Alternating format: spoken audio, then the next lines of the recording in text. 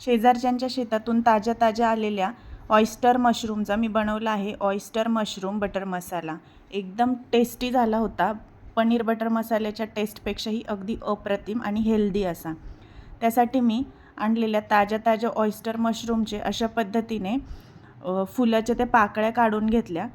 हा मसाला करताना आधी ह्या ज्या पाकळ्या आहेत त्या मिठाच्या पाण्यामध्ये छान शिजवून घ्यायच्या आहेत, कारण बटर मसाला करताना आपण त्या मसाल्यामध्ये खूप वेळ ह्या पाकळ्या शिजायला ठेवू शकत नाही। त्यामुळे मी आधीच मिठाच्या पाण्यामध्ये व्यवस्थित शिजून घेतल्या, म्हणजे त्याचे देठसुद्धा चांगले असे शिजून निघतील।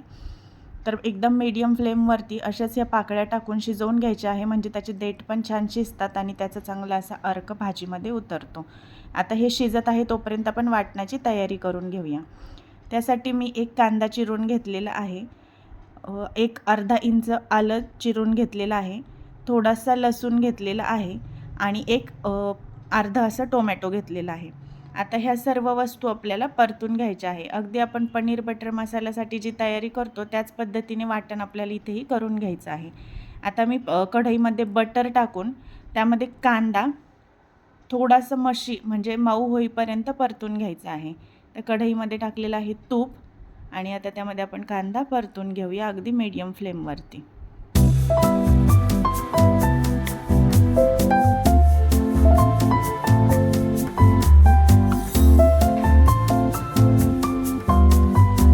तुम्ही मशरूमच्या कोणत्या कोणत्या भाज्या बनवतात आणि कशा पद्धतीने बनवतात मला कमेंटमध्ये नक्की सांगा।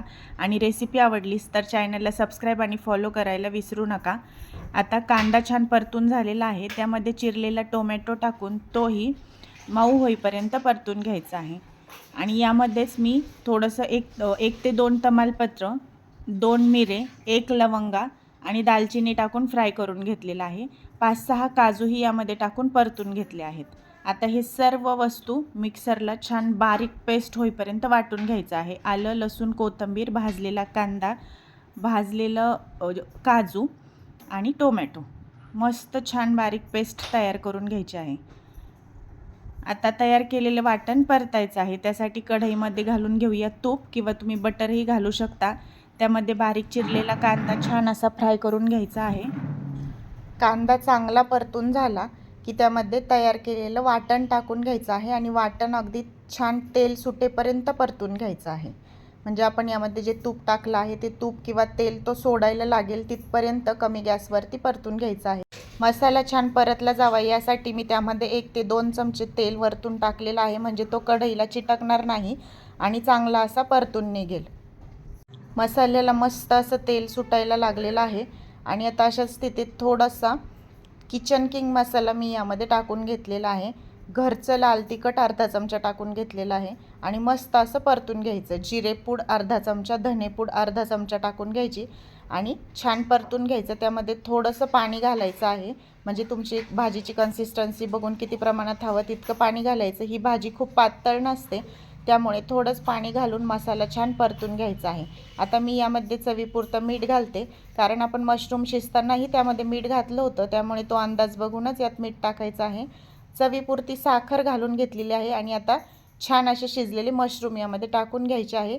थोडंसं 1 ते 2 मिनटं झाकण ठेवून किंवा असंही नुसतंच झाकण न ठेवता छान परतून घ्यायचं आहे। त्याला मस्त असं तेल सुटेल आणि अतिशय टेस्टी चवीचा आपला ऑयस्टर मशरूम बटर मसाला तयार झालेला आहे।